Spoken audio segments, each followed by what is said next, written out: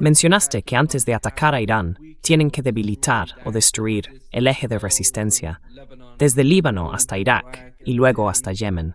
¿Cuál es tu interpretación de lo que ha ocurrido recientemente en Irak?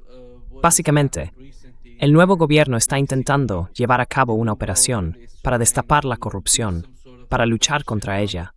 ¿Está eso relacionado con lo que Estados Unidos intenta hacer en la región? In Iraq, there is a similarity with Lebanon. En Irak hay una situación parecida a la del Líbano. Los libaneses dicen, no queremos que los iraníes intervengan en nuestros asuntos internos.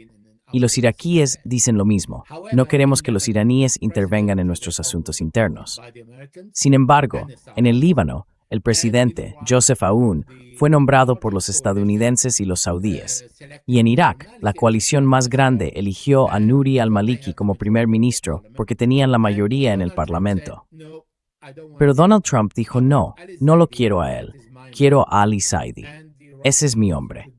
Y los iraquíes no tuvieron más remedio que escuchar a Donald Trump e hicieron exactamente lo que él quería, por una razón muy simple. Primero, todos los ingresos del petróleo iraquí van al Banco Federal estadounidense. Y el presupuesto de Irak depende en un 90% del petróleo.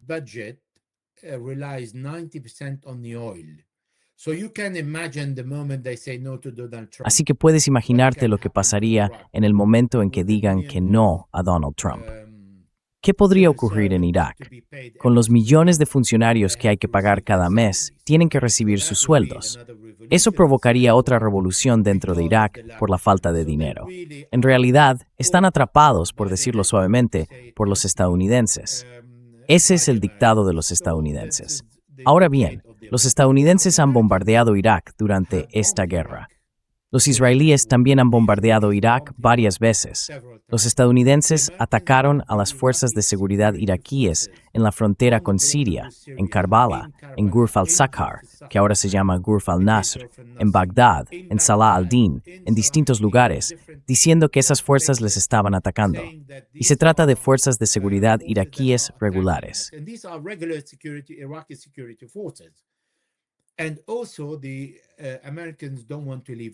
Y además, los estadounidenses no quieren irse de Irak, así que han trasladado sus bases a dos lugares, el aeropuerto de Erbil y Harir, en el Kurdistán, al norte de Irak. Por eso no quieren marcharse, piensan que están muy cerca de Irán. Es una base muy importante que los israelíes pueden utilizar en caso de guerra.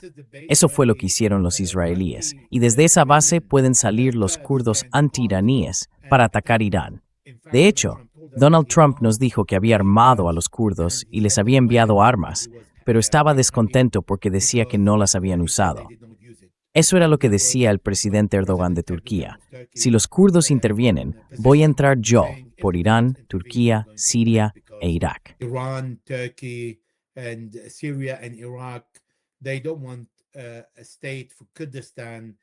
No quieren un estado para el Kurdistán en esos 4 países, donde está justo en medio.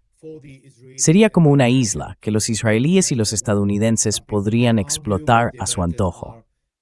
Algunos dirán que los estadounidenses ya están presentes en todos los países árabes y del Golfo, pero ese sería el momento en que los kurdos podrían ampliar su territorio, quedarse con parte de Siria, cambiar todas las fronteras, tomar parte de Irak, porque en Irak está el Kurdistán iraquí, tomar parte de Irán, donde está el Kurdistán iraní en el noroeste, y Turquía tiene varios millones de kurdos que también quieren independencia. Y además, como mencioné, en Siria quieren Rojava. Es el sueño de los kurdos.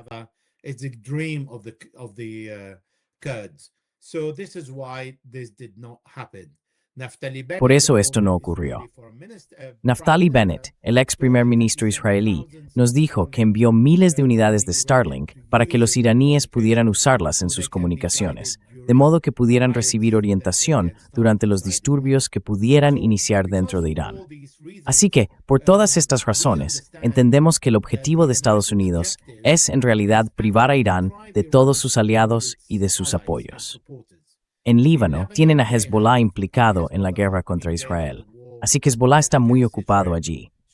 En Siria, el país se rindió, diciendo a Israel, ya no estoy luchando. Israel ocupa parte de Siria y Siria no dice nada, ni siquiera dispara una bala. And Syria is saying nothing, not even firing a bullet. In Iraq, this is where the Americans. En Irak, el nuevo primer ministro nombrado por Donald Trump dio un ultimátum hasta el 30 de septiembre para que toda la resistencia iraquí entregara sus armas. El primer ministro iraquí no tiene un plan para poner fin a la ocupación estadounidense. Bueno, no exactamente una ocupación, porque es un gobierno que ha pedido que algunos estadounidenses permanezcan allí. Pero en Irak, todavía hay tropas estadounidenses que no cuentan con el apoyo de la mayoría de la población y mantienen bases que el Parlamento pidió cerrar en enero de 2020, cuando Donald Trump ordenó el asesinato de Abu Mahdi al-Muhandis y del general de brigada Qasem Soleimani. Brigadier General Qasem Soleimani that the Americans should leave. This is why there is this clash between. Por eso existe este choque de opiniones entre los iraquíes, aunque no hay enfrentamientos entre ellos, sobre la presencia de los estadounidenses, el desarme de las fuerzas de seguridad iraquíes y la resistencia, porque los estadounidenses incluso están pidiendo el desarme de Hashd al-Shaabi, que es una fuerza bajo el mando directo del primer ministro. Ellos creen que Hashd al-Shaabi es leal a Irán y por tanto debería ser completamente desmantelada. Además, dicen que la razón por la que se creó Hashd al-Shaabi, que era luchar contra el ISIS, ya no existe, que el ISIS ha desaparecido. Pero eso no es cierto, porque vemos que siguen realizando al menos entre 4 y 6 ataques por semana en Siria y en Irak.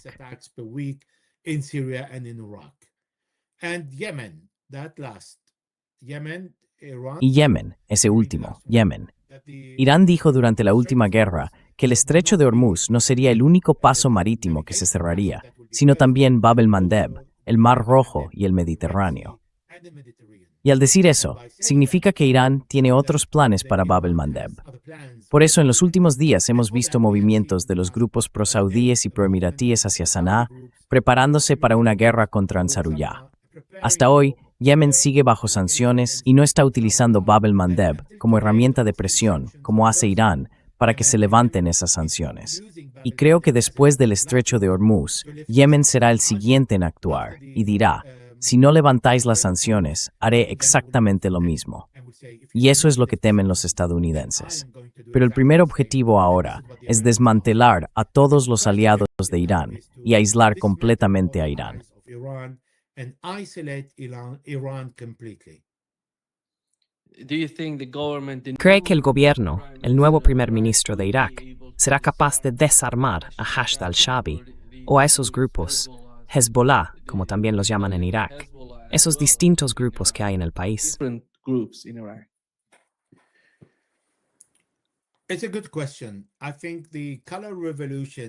Es una buena pregunta. Creo que la llamada Revolución de Colores empezó en 1953, cuando la CIA movilizó al ejército, a los medios, a la población y a la religión contra Mossadegh antes de derrocarlo. Fue una campaña de propaganda para entrenar a la gente sobre qué decir y qué hacer, con el fin de justificar la destitución de una persona o para oponerse a alguien dentro del país. Se hizo en el año 2000, se hizo en Georgia, en Kirguistán, en Ucrania. Y puede hacerse muy fácilmente en Irak, porque ya se probó en 2019 contra el primer ministro Adel Abdelmahdi, que quería cerrar acuerdos con China e intercambiar planes de reconstrucción por petróleo iraquí, lo que significaba desdolarizar la venta de petróleo.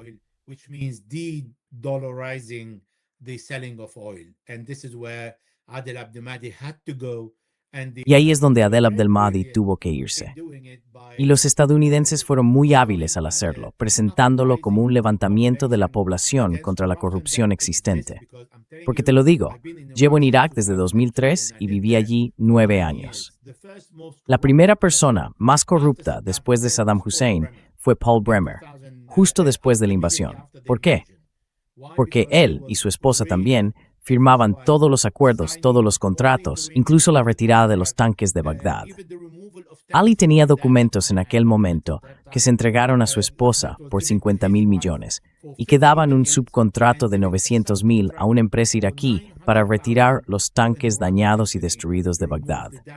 Así que la corrupción ha existido en Irak, especialmente después de la invasión. in particular after the invasion of Iraq.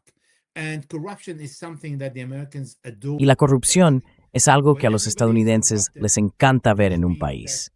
Cuando todo el mundo está corrompido, eso significa que tanto la gente como los políticos tienen que sacar su dinero fuera, a otros países.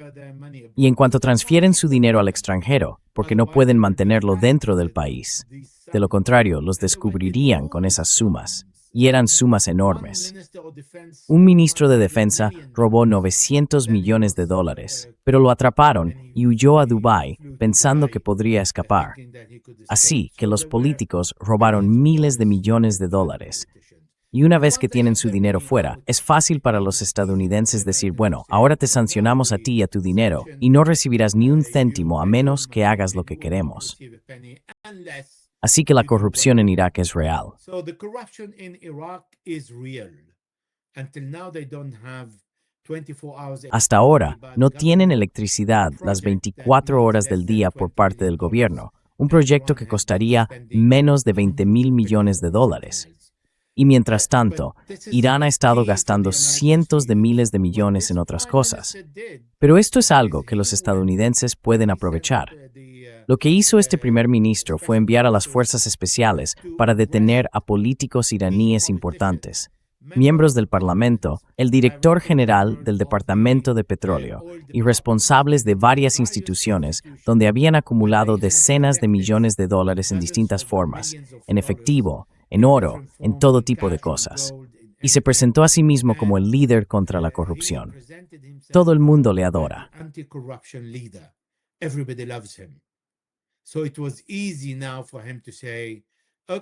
Así que para él fue fácil decir, vale, el siguiente paso son las milicias y todos los proiraníes. Ahora bien, hay otra razón también, porque estos militantes no eran precisamente unos santos en Irak y han cometido muchos abusos de poder en el país. Pero el vínculo entre la corrupción y el desarme, cuando todavía existe el ISIS y cuando aún dependes de los estadounidenses para que te den cualquier pieza de repuesto, no puedes usar tu propio espacio aéreo. Irak no puede usar su espacio aéreo sin permiso de Estados Unidos. En toda la guerra de junio de 2025 y en febrero de 2026, durante 40 días, los israelíes y los estadounidenses usaron el espacio aéreo iraquí para bombardear Irán desde encima de Irak.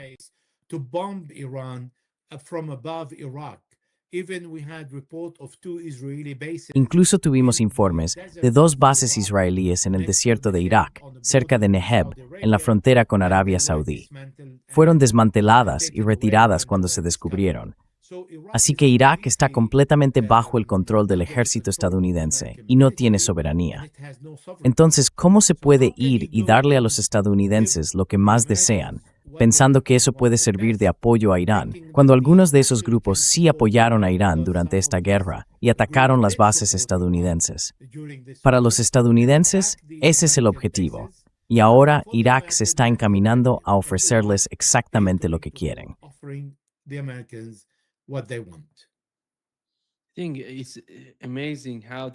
Me parece increíble cómo el patrón se repite. Verás, el patrón que están siguiendo en Irak es el mismo que siguieron en Siria. Siria estaba bajo el mando de Assad. Estaban tomando el control de las instalaciones petroleras, de todo lo relacionado con el petróleo en Siria. Debilitaron al gobierno sirio. Y más adelante vimos el colapso del gobierno y la caída de Assad. Y hoy, Siria, mira lo que está pasando hoy allí. Pero el problema, la diferencia entre Siria e Irak, es que Irak es básicamente un país vecino de Irán. Así que para Irán es algo muy importante. Y lo que entienden los iraníes es que hay que estabilizar la situación en Irak. Hay que estabilizar también la situación en Afganistán.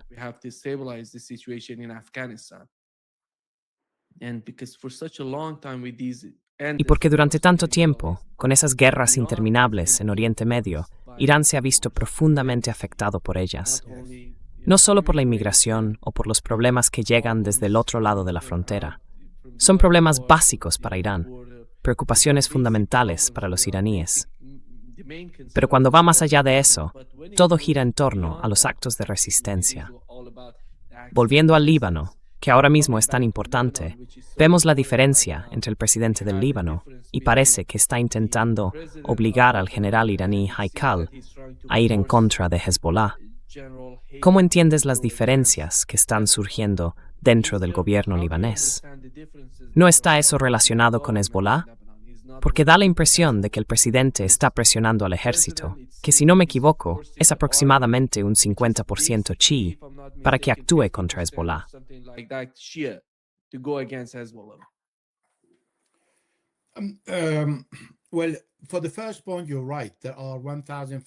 Bueno, sobre el primer punto, tienes razón. Hay 1.599 kilómetros entre Irak e Irán, y para Irán no puede permitirse tener a Irak bajo otro Saddam Hussein chií que piense en cómo atacar a Irán, o peor aún, que permita a los estadounidenses, como hicieron los países del Golfo, atacar a Irán desde Irak. Y esa frontera tan larga no es fácil de proteger.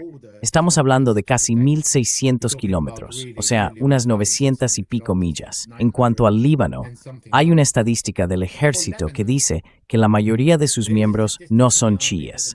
Según esa estadística, que me dio una persona que conozco en el Líbano y que es chií, el porcentaje ronda el 26%.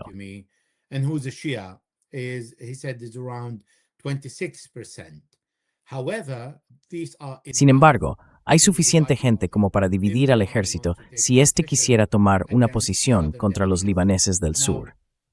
Ahora bien, no hay necesidad de hacerlo, porque los chiíes están en contra del acuerdo entre el presidente Joseph Ronde, que tomó la decisión por su cuenta, sin consultar ni al gobierno ni al parlamento. Eso sería ilegal si se tratara de un tratado, pero él afirma: bueno, en realidad, esto no es un tratado, y no necesito pedir la opinión de nadie, porque es solo un marco. No es un acuerdo, es un marco. Aún así, ha cometido una violación de la ley que puede llegar al nivel de traición, porque juró defender la Constitución y las leyes libanesas en el momento en que asumió la presidencia. Y el Código Penal del Líbano, en sus artículos 273 y 275, establece que Israel es un enemigo. Esas leyes no han sido modificadas por el Parlamento, ni a petición del gobierno, ni del presidente, para cambiarlas.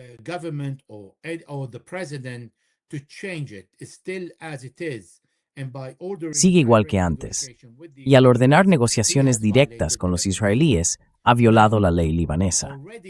Ahora bien, este marco ya fracasó antes de ponerse en marcha, porque nunca se aplicó. Los israelíes dijeron: vamos a empezar con 2 zonas piloto, y eligieron 2 pueblos que no ocupan. Luego dijeron: nos hemos equivocado, vamos a elegir un tercero, que también está fuera de su ocupación. Así que, en resumen, dijeron: hemos escogido 3 pueblos que no controlamos, para que vayan 3 y los controléis, para que entre y los shtetl libanés.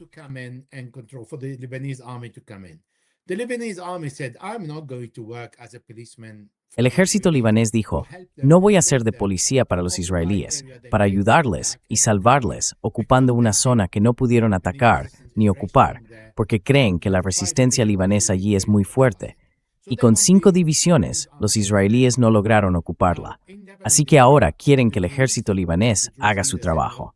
En el Líbano, los chiíes, los drusos, porque el líder druso dijo que no, parte de los suníes, como la Jama'a Islamia en Beirut y en el norte, Saad en Sidón, Osama Saad dijo que no. Los cristianos, Suleiman Frangieh en el norte, en Al-Qura, también dijo que no, está en contra. Gibran Basil, el líder de una coalición importante en el Parlamento, creo que con 14 o 15 diputados, también dijo que no, que está en contra. Así que no son solo los chiíes los que dicen que no.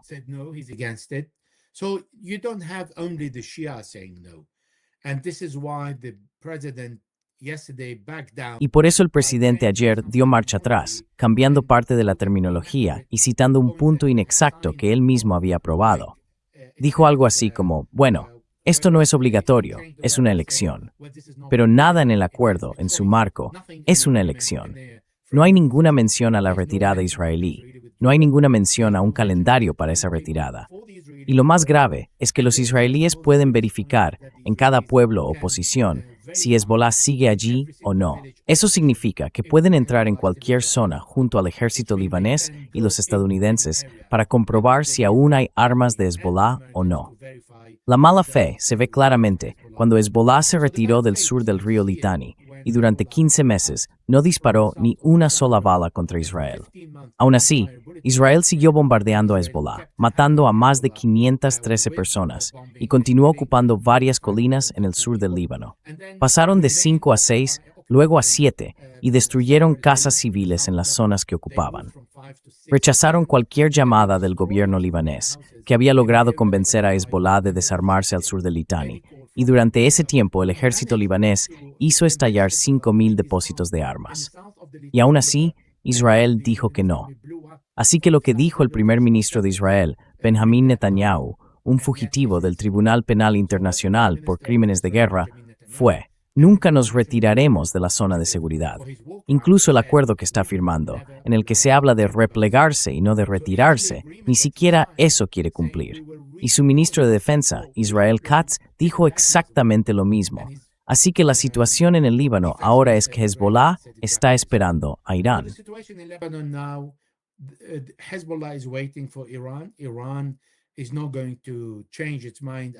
Irán no va a cambiar de opinión sobre el fin de la ocupación de Israel en el Líbano, porque Irán, en los párrafos 1 y 13, habla de la soberanía del territorio libanés. Y soberanía significa la retirada completa de los israelíes, tanto por tierra como por mar.